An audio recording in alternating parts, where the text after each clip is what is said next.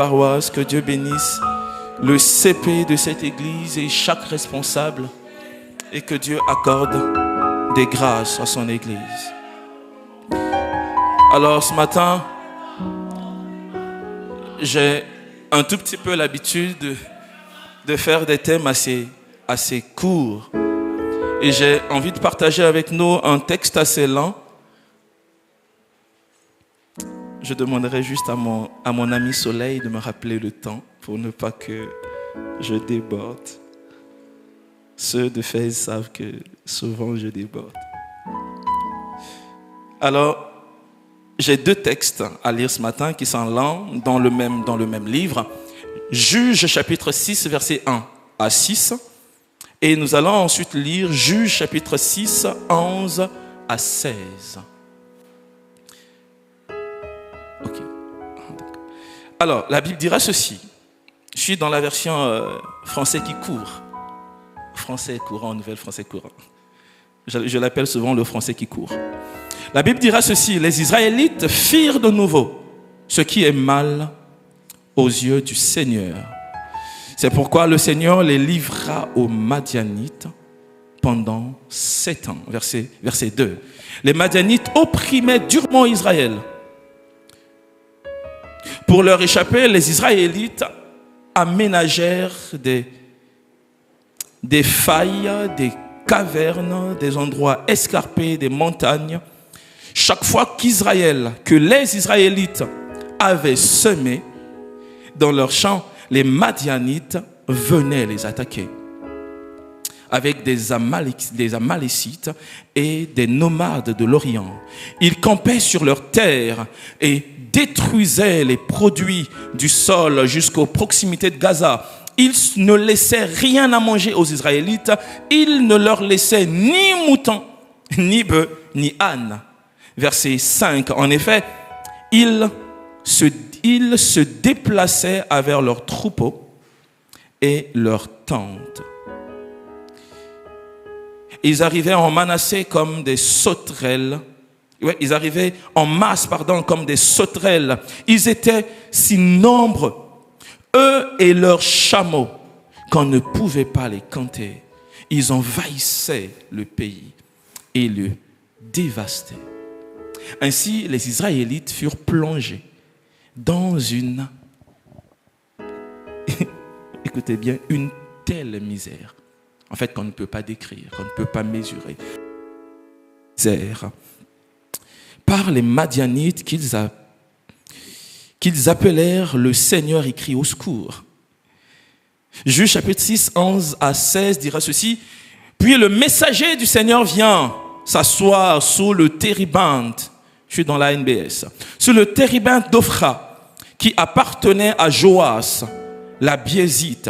Gédéon, son fils, battait du froment au pressoir pour le mettre à l'abri de Madian. Le messager du Seigneur lui apparut et lui dit, le Seigneur est avec toi, vaillant guerrier. D'autres versions dira, homme vaillant, homme fort, vaillant héros. Gédéon lui dit, pardon? Mon Dieu, mon Seigneur. Mais si le Seigneur... Pardon. Gédéon lui dit, pardon, mon Seigneur. Mais si le Seigneur est avec nous, pourquoi tout cela nous est-il arrivé? Où sont tous ces actes étonnants que nos pères nous racontent quand ils disent, le Seigneur ne nous a-t-il pas fait monter d'Égypte? Maintenant, le Seigneur nous a délaissés. Il nous a livrés à Madian. Le Seigneur se tourna vers lui et dit, va avec cette force que tu as.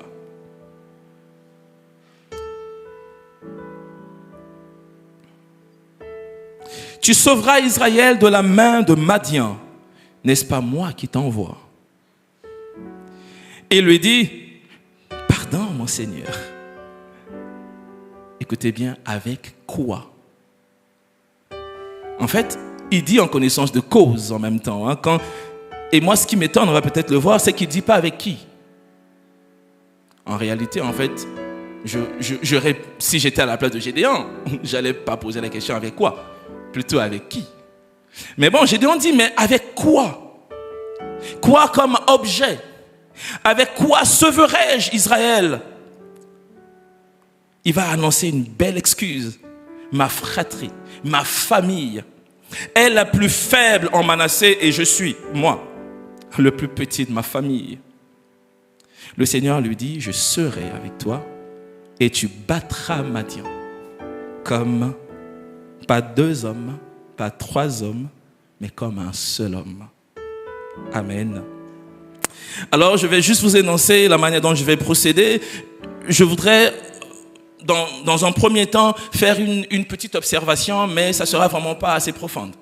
Je vais juste prendre des bris, et vous faire passer un message. Je pense et je crois que par tout ce que l'on dira ce matin, le Seigneur mettra une parole dans le cœur de quelqu'un.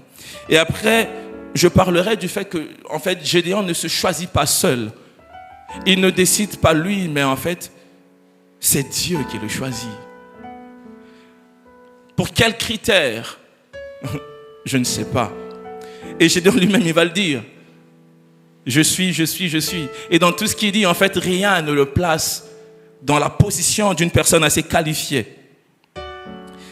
Et après, si on a le temps, on verra des conséquences palpables de la servitude, ce qui est à la limite énoncé dans le texte, et nous finirons par pourquoi Israël se retrouve dans la servitude. Et c'est là, dans ce dernier point, que j'essaierai de faire en parallèle avec la vision de la paroisse pour les mois d'avril, mai, juin, si je ne me trompe pas, qui est fondée dans... Qui connaît la vision des 3 mois? Fondement de la foi chrétienne. Ok, donc c'est moi qui me suis trompé. Désolé. Alors en fait, en lisant ce texte déjà, il y a quelque chose d'assez important qui me frappe. C'est de voir déjà ce qui est dit dans le verset 1er. Israël firent de nouveau ce qui est mal aux yeux du Seigneur. Le peuple est sous oppression madianite. Mais il n'y avait pas que des Madians, il y avait d'autres peuples qui accompagnaient les Madians, les Madianites pour opprimer Israël. Et la Bible dira en fait que Israël firent de nouveau. Ils firent de nouveau. En fait, à la limite, c'est quelque chose de... En fait, il y a des choses qui s'étaient faites autrefois, mais en fait, ils reprennent à nouveau. Donc là, c'est une nouvelle action, mais qui n'est pas nouvelle. Et ils firent de nouveau quelque chose qui déplaît au Seigneur. En fait, ils pêchent. Et quand ils pêchent, la Bible va dire chaque fois que Israël plantait, les Madianites et tous les autres peuples venaient arracher. Chaque fois qu'ils plantaient, les Madianites et les autres venaient reprendre ce qu'ils ont planté. Chaque fois qu'ils s'aimaient. Ce n'était pas une fois, la Bible dit chaque fois. Chaque fois qu'ils montent la fréquence à la question pouvait se faire. Chaque fois qu'ils s'aimaient, chaque fois qu'ils plantaient, chaque fois qu'ils posaient une action qui allait en retour leur donner des bénéfices, eh bien les Madianites avec leurs alliés venaient et ravageaient les champs, prenaient tout ce qui devait être pris et laissaient Israël sans moutons, sans brebis, à la limite sans rien. Ils travaillaient à perte, ils s'aimaient à perte. Chaque fois souligne la répétition d'une action. Chaque fois qu'ils plantent, les Madianites viennent, ils enlèvent. Chaque fois, c'est une action constante. Mais en fait, dans la Bible, c'est aussi assez important de voir qu'en fait, chaque fois introduit la relation de cause à effet. Chaque fois qu'ils plantent, les Madianites viennent et leurs acolytes, ils ravagent. Ils prennent. Mais entre nous, les Madianites ne passent pas au hasard. Parce qu'en fait, il y a chaque fois, ils viennent parce qu'ils savent que c'est la période de la sémence. où ils les ont vus semer. Il dit, ok, bon, on est quand? On est janvier. Oui, donc on calcule, dans 3 mois, ouais, il y aura des récoltes, il y aura la sémence. Donc dans 3 mois, on descend. Un peu comme certaines personnes, quand c'est la fin du mois, c'est l'hôpital qui vous appelle. Avec votre argent. Vous avez votre joli salaire. Vous avez vos projets bien établis. Et quand la fin du mois arrive, ce sont les yeux qui commencent. Souvent, c'est le 28, le 30, l'argent passe le 5, je dois aller voir le médecin. Et surtout, quand vous n'avez pas d'assurance, là, vous commencez à calculer votre fin du mois. Chaque fois qu'ils semaient, chaque fois qu'ils avaient quelque chose, chaque fois, en fait, ils se trouvent dans une forme de servitude. Les Madianites ont mis en place une stratégie, mais une stratégie bien réfléchie, bien établie, pour nuire Israël, pour nuire le peuple. Ils ont mis en place une stratégie, mais en même temps, ce n'est pas eux, c'est le diable derrière. Le diable met en place une stratégie pour assujettir, pour oppresser, pour nuire au peuple, de sorte en fait que, qu'il ne prospère pas, qu'il ne soit pas productif.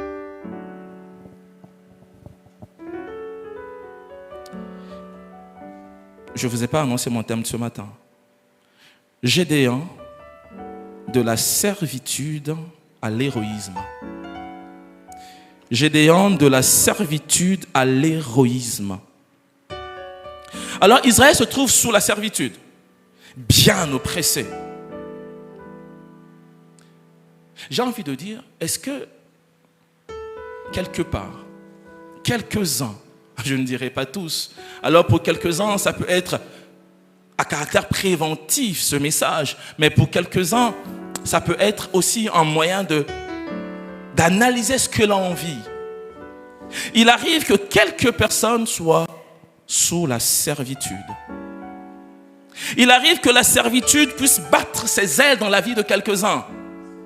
Chaque fois que vous semez, vous avez du mal à moissonner. Quand la fin du mois arrive, vous avez votre argent. Vous mettez de côté pour les projets de la vie, pour votre enfant, pour le projet de mariage, pour tout ce qui tourne tout autour. Mais vous arrivez tout juste à la fin du mois où il y a une action, il y a quelque chose de l'extérieur. Il y a un appel du pays, il y a un frère, il y a une sœur, il y a quelqu'un qui connaît bien votre agenda du mois. Il sait qu'à telle période, je vais forcément l'appeler. Il suffit que je lui dise c'est pour les études. Et ça sort. Il suffit juste que je dise quelque chose et ça sort. Il y a la servitude qui règne, qui tourne, qui fait en sorte que beaucoup n'arrivent pas à prospérer. Chaque fois que vous semez, vous avez du mal à récolter. Et même quand vous avez de l'argent entre vos mains, vous avez semé, vous avez récolté, mais vous avez du mal à garder.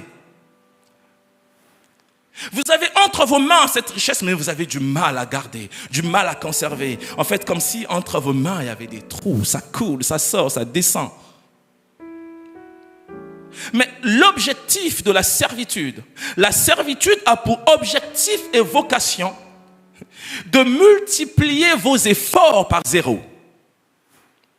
La servitude a pour vocation et mission de faire en sorte que toutes les actions que vous aurez à faire, ce que vous gagnez, quand vous allez semer, que cela soit multiplié par 0.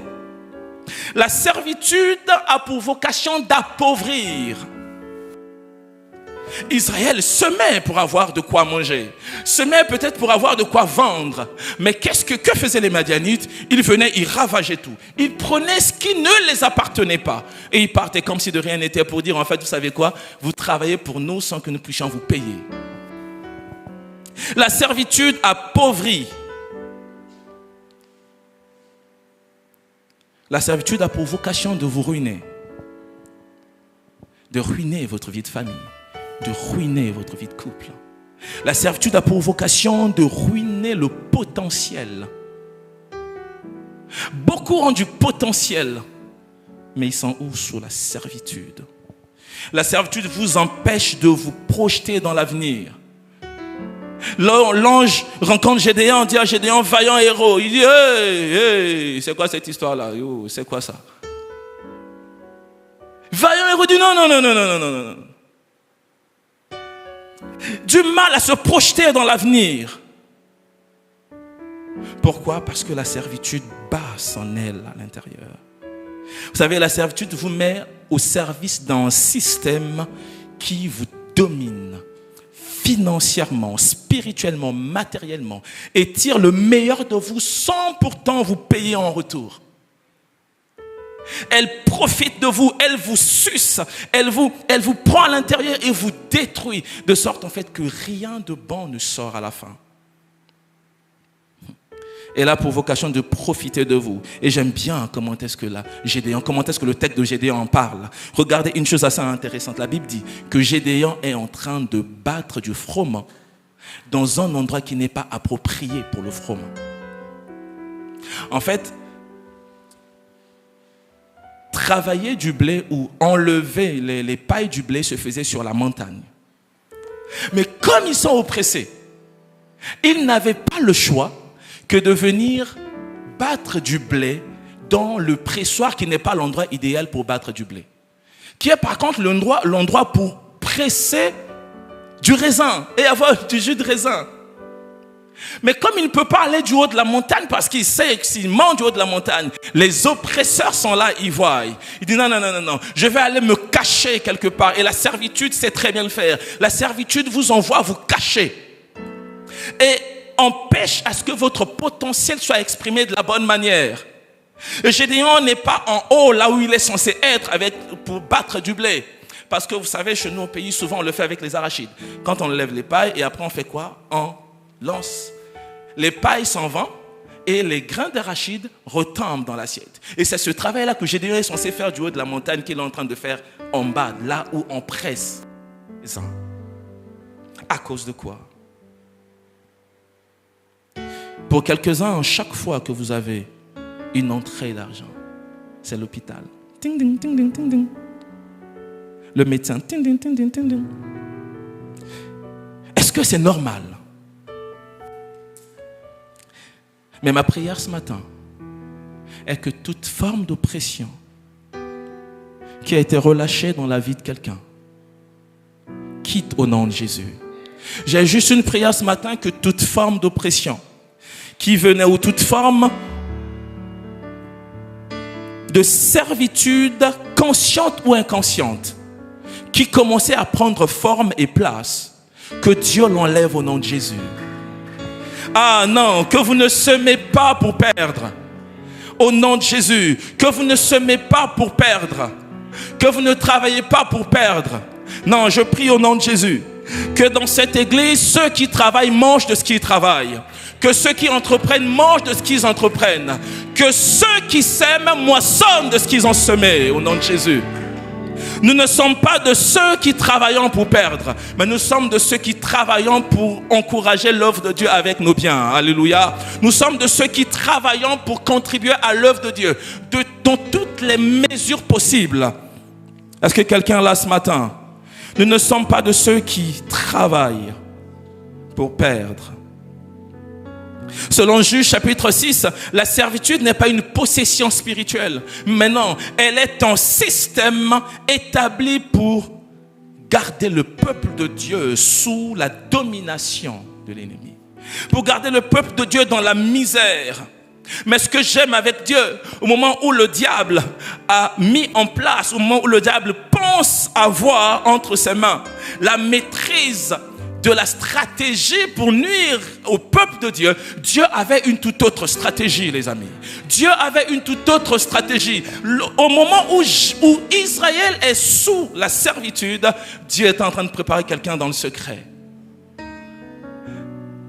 Gédéon, le choix de Dieu. Quand Israël est sous la servitude, Israël dit non, maintenant, assez, c'est assez. Ils ont crié à Dieu. Ils ont crié et Dieu dit, ok, je vais vous donner quelqu'un. Mais qui est-ce que Dieu part nous faire sortir?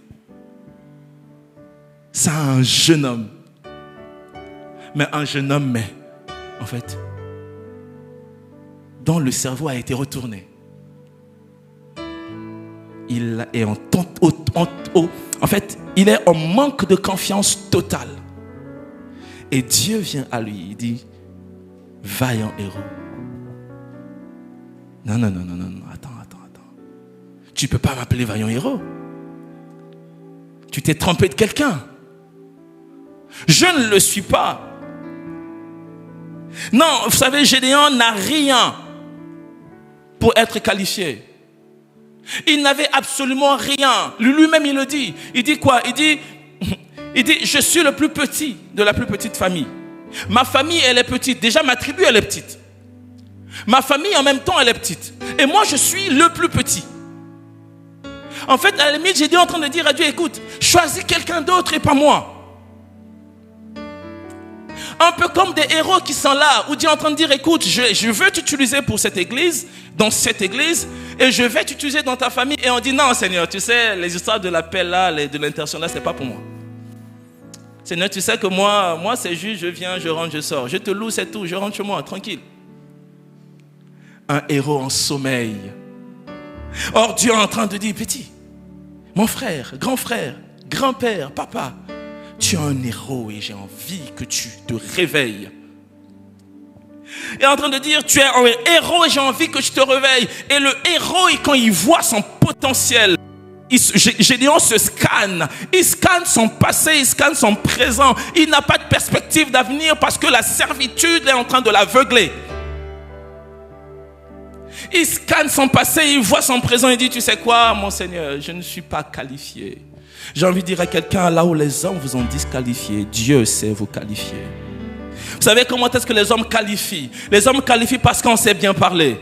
Les hommes nous qualifient parce qu'on sait bien s'habiller. Les hommes nous qualifient parce qu'on est beau, parce qu'on est belle, ou bien parce qu'on a du style. Les hommes nous qualifient en fonction de tout ce qui est éphémère. Mais ce que j'aime avec Dieu, c'est que Dieu nous qualifie en fonction du potentiel divin en nous. Dieu nous qualifie en fonction de son appel divin. C'est parce qu'il a appelé Gédéon qu'il le qualifie. Et une chose importante, Dieu ne nous qualifie pas en fonction de nos mérites. Dieu ne nous qualifie pas parce qu'on a quelque chose d'extraordinaire.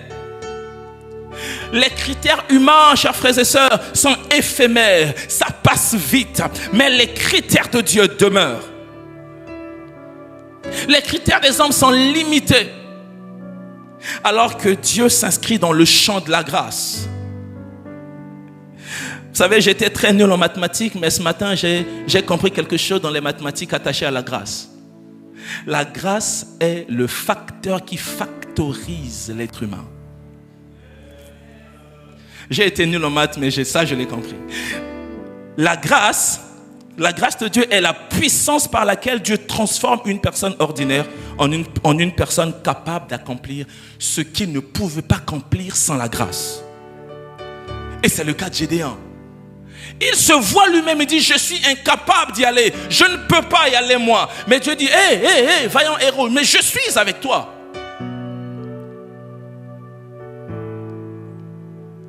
Et moi, ce qui me fait mal, c'est quand j'entends, en fait, Dieu t'a dit, je suis avec toi. Et Gédéon dit à Dieu, avec quoi vais-je battre Madian? Il ne dit pas avec qui. Il dit avec quoi? Qu'est-ce que Moïse avait? Moïse avait le bâton. Myriam avait son tambour. Et Gédéon, il dit, où sont les histoires? Parce que lui, il connaît des histoires. La foi de Gédéon vient de ce qu'il a entendu. Ce qu'il a entendu vient des paroles des anciens. Voilà, bon, moi je le comprends comme ça. Donc Gédéon a la foi, mais sa foi a été transmise par ce que les anciens leur ont raconté. Donc les anciens leur ont raconté les exploits. Et en disant, tu sais, mon fils, Gédéon, on avait en Moïse le libérateur, il avait le bâton. On avait Myriam, la sœur de Moïse, il avait son tambour. Et Dieu lui dit, va, et lui dit, avec quoi? En fait, la bonne question, cher héros, c'est pas avec quoi. C'est pas avec l'argent, Gédéon, que tu vas sortir de la servitude. C'est pas avec une idée bien conçue qu'on sort de la servitude. C'est pas avec une stratégie humaine élaborée qu'on sort de la servitude. Non, c'est pas avec tout ce que je peux avoir humainement qu'on sort de la servitude. Et pourtant Dieu dit à Gédéon, je serai avec toi. Ça te suffit. Le plus important, Gédéon, c'est que tu n'as pas besoin de quoi, mais tu as besoin de qui? Tu n'as pas besoin de quoi? Tu as besoin de qui est avec toi. Aussi longtemps que je suis avec toi, tu battras Madian. J'ai envie de dire à un héros, aussi longtemps que Dieu est avec vous, vous battrez ses adversaires. Aussi longtemps que Dieu est avec vous, tous ceux qui se dressent contre vous, vous remporterez la victoire. Vous savez pourquoi? Parce que nous sommes de la race de ceux que Dieu a choisis. Gédéon ne s'est pas choisi lui-même, mais Gédéon s'est laissé choisir par Dieu. Non pas parce qu'il méritait quoi que ce soit, mais parce que le sang de la grâce, quand la grâce parle la plus fort, Dieu sait comment nous qualifier, là où le monde ne peut pas nous qualifier. Ah, si ça ne dépendait qu'aux hommes, je ne pense pas que notre papa Camille allait servir Dieu. Pasteur Jessica, je ne pense non plus.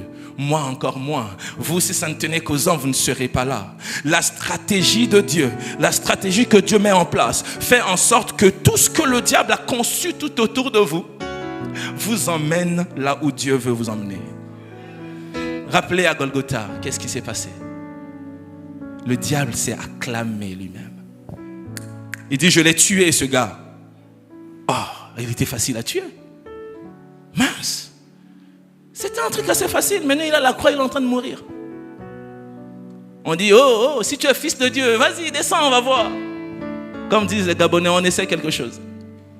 Descends, si tu es fils de Dieu, descends. Non, il n'a rien à prouver à quiconque. La Bible dit, et récemment les scientifiques l'ont prouvé, à cette période-là, il y avait eu l'éclipse solaire. Actuellement, c'est prouvé scientifiquement pendant 3 heures. C'est des découvertes récentes. Pendant 3 heures, il y a eu des ténèbres. Et au moment où il y avait des ténèbres, le diable est en train de se dire, oh, est-ce que ma stratégie m'a dépassé? Après 3 jours, il a envie de dire, mais tiens, en fait, en réalité, j'accomplissais le plan de quelqu'un qui est plus stratège que moi. J'accomplissais en fait les plans de quelqu'un. En fait, il s'est mis, il dit, mais il n'est pas le tuer. J'ai creusé ma propre tombe. Au moment où le diable pensait gagner, Dieu est en train de mener la partie. Au moment où le diable pensait remporter la victoire, Dieu avait déjà 2 coups d'avance. J'ai envie de dire à quelqu'un, Dieu a des coups d'avance en réserve. Non, ne vous inquiétez pas. Ça passera comme si de rien n'était. Ça sera une histoire. J'étais malade. Ce jour-là, le pasteur a prié pour moi. C'est passé comme si de rien n'était. Rassurez-vous, ça ne laissera même pas des cicatrices. Si ça laisse des cicatrices, donc Dieu veut que ces cicatrices témoignent. C'est pourquoi Jésus, quand il vient, il dit, Thomas, vas-y, touche et vois. Mets-y ton doigt. La grâce de Dieu qualifie. Gédéon n'était pas qualifié. Il s'est vu lui-même et dit, je suis le plus petit. Je n'ai rien à apporter. Et j'aime bien Psaume 113, verset 7, qui dit ceci. De la poussière, il retire le pauvre. Du fumier, il relève l'indigent. Pourquoi? Pour le faire asseoir. Avec les grands. Pas avec des poussières. Pas avec les moins... Non. Avec les grands. Dieu ne choisit pas les plus forts ni les plus grands pour les rendre grands. Dieu choisit ceux que le monde a criblés, ceux que le monde a rejetés, ceux que le monde a écrasés. Dieu choisit d'ailleurs même ceux que l'Église a chassés. Dieu choisit même ceux que l'Église a écrasés. Dieu choisit même ceux que nous, chrétiens, avons jetés hors de l'Église. Mais Dieu sait le choisir. Si vous me demandez pourquoi, je vous dirai, je ne sais pas. Mais ce dont je suis sûr, c'est un Dieu qui ne rejette personne. Un Dieu plein d'amour. Alors pourquoi nous rejetons nos frères et sœurs qui viennent à l'église? Quelqu'un dit non, moi je n'ai rejeté personne. Notre comportement à la maison a été comment? Est-ce que notre comportement a été accueillant? Le petit regard du coin qu'on donne aux inconnus. Moi j'aime bien le faire. J'aime bien heureusement, je ne suis pas connu. Donc, quand je pars dans les paroisses, j'aime bien voir la réaction des personnes quand ils ne me connaissent pas. Et une fois, permettez que je vous partage ça. Une fois, on avait reçu des invités et souvent, je suis assez décontracté comme ça. Donc, je pars saluer la maman et je salue la maman, mais ce qu'il voit. Je dis, j'ai fait quelque chose. Et après, je dis, bon, c'est pas grave. Certainement, j'irai leur rendre visite et on va se saluer. Et nous, on a l'habitude d'aller rendre visite aux mamans des paroissiens qui viennent. Et on ne laisse personne passer. On part rendre visite au nom de l'église. On part de l'église. On rassure les parents que les enfants sont bien encadrés, sont bien suivis. Et les parents, souvent, on garde contact. Donc, je pars rendre visite à maman. Et on dit, maman, c'est le pasteur. Elle me regarde et fait ça. J'ai dit, maman, vous allez bien?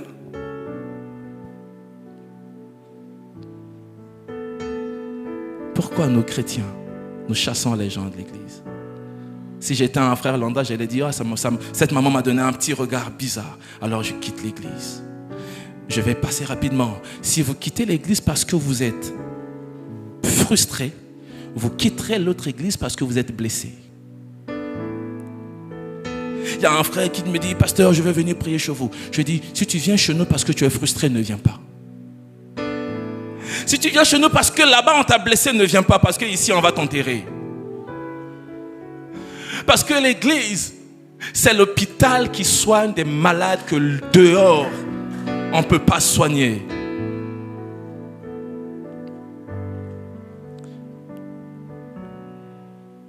Je vais rapidement pour terminer, Soleil. Merci beaucoup, mon cher. L'une des conséquences palpables de la servitude, quand vous demeurez longtemps dans la servitude, il y a deux choses qui se passent. La première, c'est votre relation avec Dieu subit un coup, parce que vous êtes assez éloigné de Dieu. Mais la deuxième, c'est votre mentalité qui prend la couleur de la servitude. Israël sort de l'Égypte. Ils sont loin. Vous savez ce qu'ils demandent? Les concombres et les oignons. Mon Dieu! On vous fait sortir de l'Égypte, vous demandez du concombre et de l'oignon. Et ce qui me fait mal, quand je vois la mentalité qui a été incarnée en eux, une mentalité de sauterelle, c'est qu'ils arrivent dans Canaan, la terre promise. La terre que Dieu lui-même a parlé. Dieu a dit, je vous donnerai la terre. Donc ils sont allés explorer la terre. Ils explorent la terre. Et ils voient, oh la terre, elle est, oh là là. Comme on dit chez nous, les géants. Et écoutez ce qu'ils vont dire. Ça fait rire. Nombre chapitre 13, versets 32 à 33. Et ils décrivent devant les enfants d'Israël le pays qu'ils avaient exploré. Ils dirent, le pays que nous avons parcouru pour l'explorer est un pays qui dévore. Écoutez bien, qui dévore. Dévorer, il y a la violence à l'intérieur. Le lion, il ne mange pas. Le lion dévore sa proie. Vous voyez un peu l'idée derrière, en fait. Ce sont des violents que l'on a rencontrés. Qui dévorent ses habitants. Tous ceux que nous y avons vus sont des hommes d'une taille haute, d'une haute taille. Et nous avons vu les géants, enfants d'Anak. Race des géants, nous étions à nos yeux comme des sauterelles. Et ça fait mal. J'ai envie de poser une question à ceux-là, malheureusement ils ne sont plus là. Qui vous a dit que vous étiez des sauterelles? Le problème est que lorsque nous restons longtemps dans la servitude, notre manière de voir les choses change. Quand nous restons longtemps dans la servitude,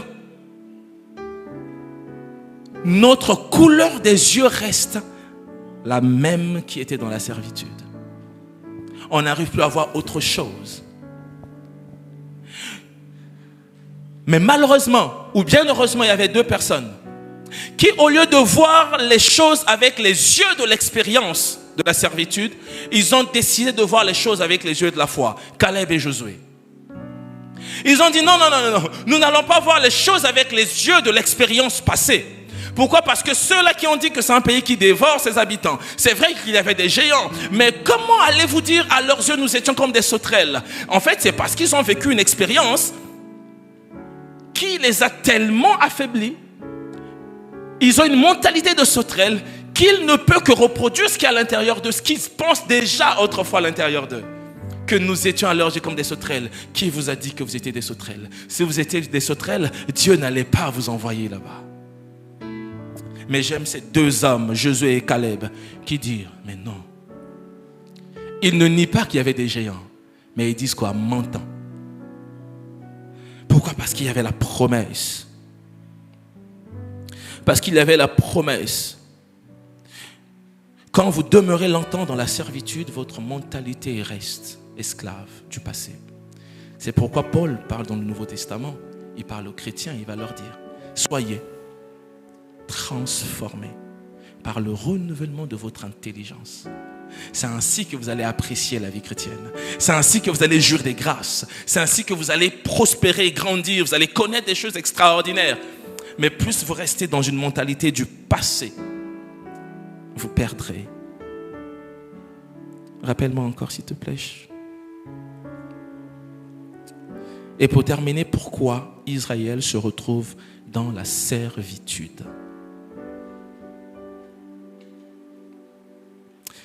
L'un des principes du fondement de la foi chrétienne, de la foi précisément chrétienne pour nous, c'est l'obéissance. Si Israël se trouve dans la servitude, c'est parce qu'ils n'ont pas obéi au Seigneur. Ils ont désobéi au Seigneur. Ils n'ont pas suivi à la lettre ce que Dieu a dit. Il arrive que vous soyez dans la servitude pour quelques-uns ou pour certaines personnes, justement parce que quelque part vous n'avez pas obéi. Vous n'avez pas suivi à la lettre ce que Dieu vous a dit. Que ça peut être personnellement. Israël se trouve dans la servitude parce qu'ils ont désobéi. Ils n'ont pas observé parfaitement. Alors si nous voulons être fondés, enracinés dans notre foi chrétienne, apprenons à obéir. Quelqu'un va dire, mais je crois. La vraie foi, elle n'est pas celle qui rien dire. La vraie foi, c'est celle qui obéit. La vraie foi, elle n'est pas celle qui bavarde. Elle est celle qui obéit à ce que Dieu dit. Merci. J'ai rencontré des gens qui me disent, pasteur, j'ai la foi. Et je lui ai dit, pourquoi tu as la foi? Il dit, non, il me dit, pasteur, pardon, j'obéis. J'ai dit, qu'est-ce qui montre que tu obéis? Il me dit, non, mais pasteur, je sers à l'église. Pasteur, je jeûne. Pasteur, je prie. Non. On ne sert pas Dieu par autre chose que l'obéissance à sa parole. Tu sers à l'église, est-ce que Dieu t'a dit de servir là où tu sers? On ne sert pas Dieu au hasard, on sert Dieu par obéissance à sa parole. Alors ma prière ce matin,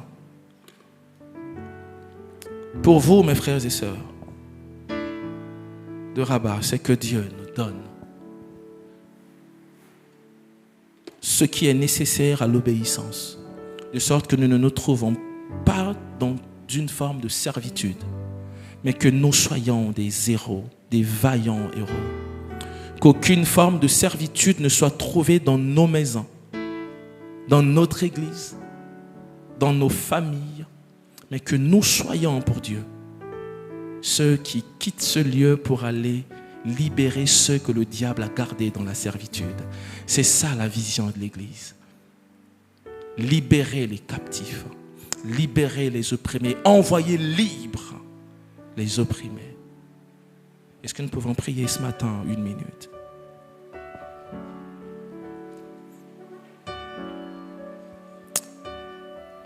Seigneur, merci. Seigneur, dans ces faibles mots, je prie que quelqu'un trouve une parole. Elle peut être préventive comme curative. Mais je prie dans le nom de Jésus qu'elle produise l'effet que tu veux. Au nom de Jésus. Père, s'il y avait une forme de servitude qui avait commencé ou qui s'était installée, ou qui s'apprête à venir selon les plans de l'ennemi, je prie que tu gardes chaque membre de cette église dans le creux de ta main, de sorte que la servitude ne puisse pas atteindre quelqu'un. Dans le nom de Jésus, je prie aussi que tu tires mon frère, ma soeur, qui pendant un moment se voit dilapider ses ressources, se voit ne pas être productif dans ce qu'il fait, dans ce qu'il entreprend, justement parce qu'il y a une forme de servitude qui s'est installée et qui est en train de dilapider ses ressources. Je prie dans le nom de Jésus, comme tu l'as fait pour ton peuple, fais-le pour mon frère, au nom de Jésus. Amen. Que Dieu vous bénisse.